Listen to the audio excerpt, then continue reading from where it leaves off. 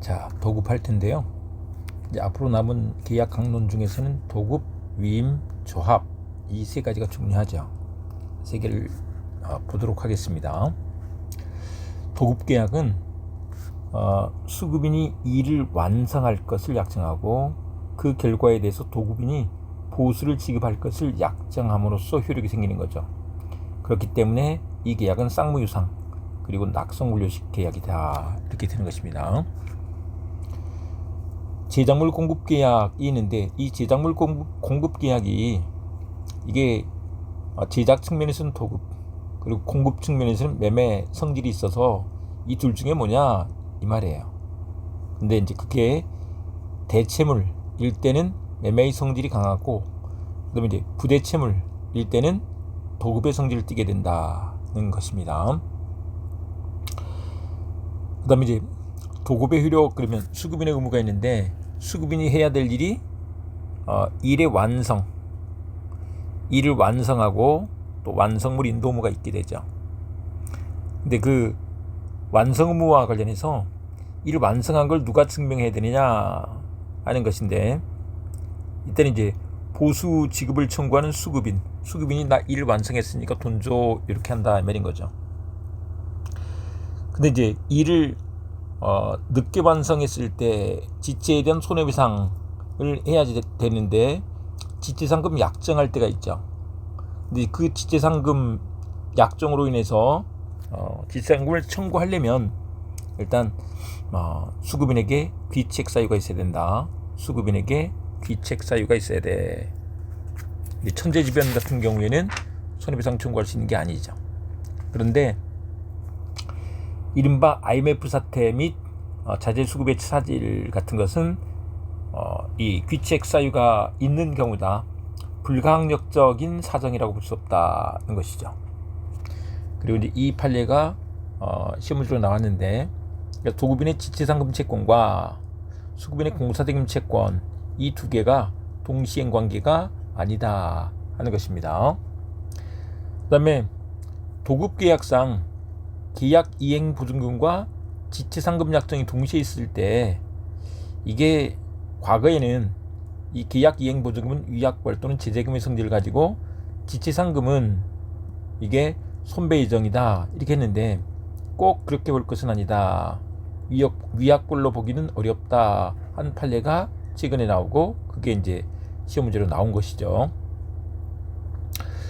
그 다음에 지체상금 발생 시기와 관련해서 이건 완공기한 다음날 종기는 이게 수급인이 공사를 중단하거나 기타 해제 사유가 있어 도급인이 해제할 수 있었을 때를 기준으로 해서 다른 업자에게 일을 맡겨서 그 건물을 완공할 수 있었던 시점이라고 이렇게 한다. 근데 이제 그거보다도 밑에 판례에 손해배상액을 예정한 사례를 보시는데 이게 건물 신축 공사를 하는데 준공 후에도 건물의 다수의 하자와 미시공 부분이 있어 수급인이 약정기한 내 그 하자와 미시공 부분에 대한 공사를 완료하지 못할 경우 미지급 공사비 등을 포기하고 도급인의 손해배상분을 충당한다는 내용의 합의각서를 따로 작성했어. 이렇게 되면 이것은 손해배상액을 예정한 것이다 이렇게 된다는 거죠. 그 다음에 완성물 인도무가 있는데 이게 일을 완성해서 인도해 줘야 되는 경우 이때 완성물 인도와 보수지급은 동시 이행 관계가 있게 된다. 그리고 이제 도급인이 그걸 받을 때는 검수해야 된다. 검사해서 수령을 해야 돼. 그 다음에 이제 완성물의 소유권 귀속과 관련해서 이게 특히 건물이 누구 소유가 될 것이냐의 문제예요. 건물을 건축한 사람이 소유권을 원시 취득한다 이렇게 된다는 거죠. 그런데 이제 도급인이 건물을 건축했으면 뭐 문제가 없죠.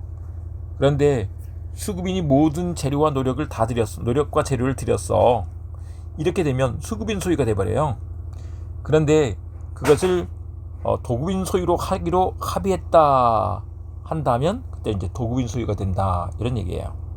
그래서 여러 가지 뭐 건축허가를 도급인 명의로 받아서 보존 등기를 도급인 명의로 한다든지 하는 것들은 도급인 소유로 원시적으로 귀속시키기로 하자 하는 합의가 있었다라고 이렇게 본다는 거죠. 그 다음에 이제 담보책임 문제가 있는데, 담보책임, 하자가 있을 때 담보책임 지는 거죠. 근데 맨 먼저 우리 이제 매매에서 하자가 있을 때 담보책임을 묻는데 계약 해제권과 손해배상 청구권 이게 고려가 돼요. 근데 이제 이건 보통 이제 공사를 맡겼기 때문에 공사가 좀 잘못되면 하자 보수를 청구하면 되잖아요. 그래서 하자 보수 청구를 하면 된다는 거예요. 근데 이제 하자 보수를 할 수 있는 게 아니야. 그럼 가름하여 또는 보수와 함께 손해배상을 청구할 수 있다. 그 다음에 도저히 안 돼. 그러면 계약을 해지할 수 있다. 요 말인 거죠. 그래서 세 가지: 하자 보수 청구권, 손해배상 청구권, 계약 해제권. 하자 보수 청구권이 인정되는 게 도급에서 특징인 거죠. 근데 이게 완성된 경우에 또는 완성 전에 성취된 부분에 하자가 있을 때 이때 하자 보수를 청구할 수 있다라고 한다. 그러나 하자가 중요하지 않으면서 보수의 과단 비용을 요해. 그랬을 때는 하자 보수 청구를 할 게 아니고 손해배상으로 가야 돼, 이 말인 거예요. 네, 하자로 인한 손해가 발생했을 때 그 손해배상을 해줘야 돼, 이렇게 되는 것이고요. 근데 하자 보수를 할 수 없을 때, 그때는 이제 하자 보수에 가름해서 또는 하자와 함께, 보수와 함께 손해가 있으면 손해배상을 청구할 수 있다, 이 말인 거죠. 그런데 계약의 목적을 달성할 수 없어, 하자 때문에. 그랬을 때는 이게 계약을 해지할 수 있다, 이렇게 된다. 다만 건물 기타 토지 공작물, 건물 같은 경우는 이게 계약 해제를 할 수가 없다, 이런 얘기인 거죠. 그 다음에 이것도 마찬가지로 무과실책입니다. 매매에서 본 거랑 똑같죠. 그 다음에 이제 그 밑에 판례가 수급인의 담보책임과 채무불이행 책임의 관계가 나와 있는데, 이게 액젓 저장 탱크에 균열이 생겨서 액젓이 변질돼 버린 거예요. 그때 이제 손해배상을 하게 되는데, 이 두 개는 양자는 별개의 권원에 의해서 경합적으로 인정된다, 이렇게 말하죠. 액젓 저장 탱크의 균열에 대해서는 하자 담보 책임을 이 담보 책임을 물을 수 있지만 우리 액젓 변질로 인한 손해배상, 요거는 확대 손해죠. 확대 손해는 이게 담보 책임으로는 묻지 못해요. 뭐로 가야 돼? 채무 불이행 책임으로 가야지 되지. 예, 물론 그때는 이제 귀책사 위법성 이런 것들이 인정돼야 된다. 예, 그래서 두 개는 별개다. 그 다음에 책임의 요건에서 이게 보신 것처럼 완성된 완성 전에 성취된 부분에 하자가 있을 때 그렇다. 그런데 이게 도급인이 제공한 재료의 성질 또는 도급인의 지시에 기인해서 그것 때문에 하자가 생겼어. 그랬을 때는 담보 책임을 묻지 못하는 게 맞죠. 도급인 때문에 생긴 일이잖아요. 네, 그래서 그때는 적용하지 않는다. 그런데 그것을 수급인이 알고 고지를 하지 않았어. 알고도 고지하지 않았어. 그때는 담보 책임지는 게 맞다는 거죠. 왜냐하면 이제 또 어쨌거나 일하면서 그걸 알았으면 말을 했어야죠. 그 다음에 여기서 귀책 사유는 요건이 아니죠. 무과실 책임, 결과 책임이다, 이렇게 된다는 것이다. 그 다음에 여기서도 마찬가지로 면책 특약은 가능하죠. 근데 알고 고지를 하지 않았어. 그러면 책임져야 돼. 책임을 면하지 못한다. 네, 이렇게 되죠. 그 다음에 손해배상과 관련해서 손해배상은 바로 가셔서 보시면 우리 이제 하자 보수 청구권이 있고, 그다음에 이제 손해배상 문제가 있는데, 하자 보수의 가름에서 하자 보수와 함께 손해배상을 청구할 수 있다. 그다음에 아까 위에서 본 것 중에서 하자가 중요하지 않으면서 보수의 과단 비용이 드는 경우는 손해배상을 청구할 수 있는데, 그때는 하자로 인해서 발생한 손해배상만을 청구할 수 있다, 이렇게 얘기를 합니다. 그 다음에 그때 도급인의 손해배상 청구권과 수급인의 하자 보수 지급 의무도 마찬가지로 동시행관계에 있다. 동시행관계에 있다. 요거 받으시고, 그다음에 이제 계약 해제는 그것 때문에 계약의 목적을 달성할 수 없을 때, 목적 달성을 할 수 없어. 그러면 계약을 해제할 수 있다. 우리 원래 계약 해제는 그 계약의 목적을 달성할 수 없으면 해제할 수 있는 거예요. 근데 이제 그것이 건물 기타 토지, 공작물일 때, 건물일 때는 안 된다는 것입니다. 그때는 손해배상만 청구할 수 있어. 그런데 이제 이게 완공됐을 때 완성된 후를 말하고 있는데, 공사 도중에 완공되기 전에는 어떠냐? 계약 해제가 가능하죠. 계약 해제가 가능하더라도 그게 다 헐기에는 너무 경제적, 사회적, 경제적 손실이 커. 또 도급인한테 이익이 돼. 그러면 그 계약 해제의 효과는 미완성 부분에 대해서만 효과가 생긴다, 치료된다 이렇게 말하죠. 나머지 담보 책임의 제척 기간이 나와 있고요. 그 제척 기간 외울 거는 없고, 이 제척 기간이 재판상 또는 재판 외의 권리 행사 기간이다는 것이죠.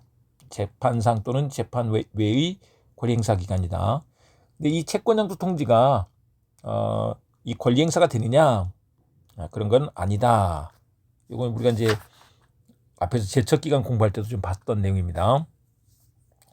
그다음에 도급인의 의무가 있는데, 우리 목적물 인도와 우리 보수 지급, 이건 동시에 지급해야 된다는 것이죠.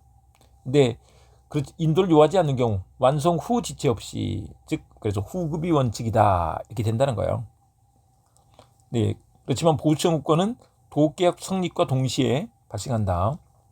근데 이제 돈을 안 주면 유치권 행사할 수 있는데 666조에서는 저당권 설정 청구권 요걸 인정해줘요. 근데 이제 이게 뭐냐면